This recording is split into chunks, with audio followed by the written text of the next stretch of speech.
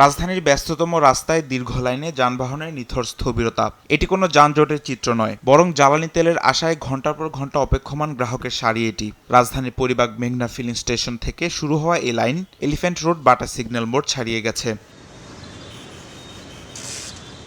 মধ্যপ্রাচ্যের যুদ্ধকে কেন্দ্র করে অস্থির দেশের জ্বালানি তেলের বাজার। পরিবাগের মেঘনা ফিলিং স্টেশনে গতকাল রাত থেকেই লাইনে দাঁড়িয়ে আছেন শত শত গ্রাহক। একমাত্র আরএফএল ক্লাস পাইপ নিশ্চিত করে প্রতি ইঞ্চিতে সঠিক থিকনেস ও সঠিক মাপ। পাইপের বস, না কিনলে লস। সকাল 8টা এসে লাইনে দাঁড়িয়েছে, আর এখন প্রায় 12:15 বাজছে। এখন পাম্পে ঢুকলাম মাত্র তেল নেওয়ার জন্য। তেল কতক্ষণ পাচ্ছে এটা তো জানি না।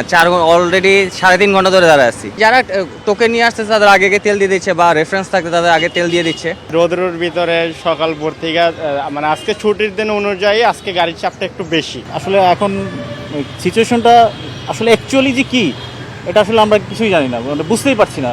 সরকার পক্ষ থেকে বলছে তেল আছে, আবার আমরা পাম্পে আসলে দেখতেছি যে লম্বা সিরিয়াল। বাইকের ক্ষেত্রে 5 লিটার, প্রাইভেট কার 10 লিটার এবং জিপের ক্ষেত্রে সর্বোচ্চ 20 থেকে 25 লিটার তেল ক্রয় করতে পারছেন গ্রাহকরা, যা যথেষ্ট নয় বলে ক্ষোভ প্রকাশ করছেন অনেকেই। না, যে 5 লিটার দেয়, আর একটু বাড়াইয়া দিলে, কারণ এখানে সিরিয়ালটা অনেক টাইম লাগে, তাই একটু বাড়াইয়া দিলে ভালো হতো।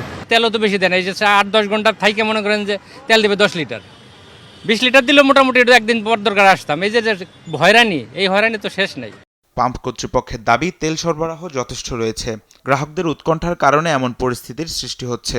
বার একজন নিতে পারবে না, তাহলে প্রকৃত যারা গ্রাহক তারাই তেলটা পাবেন। এটা ভালো উদ্যোগ। এখানে পর্যাপ্ত পরিমাণে সরবরাহ প্রতিনিয়তই করতেছি ডিপো থেকে, আমাদের সরবরাহে কোনো ঘাটতি নেই। জ্বালানি সংকট নিরসনে সরকারকে যথাযথ পদক্ষেপ নেওয়ার আহ্বান গ্রাহকদের। তামিম মাহবুব, দেশ টিভি, ঢাকা।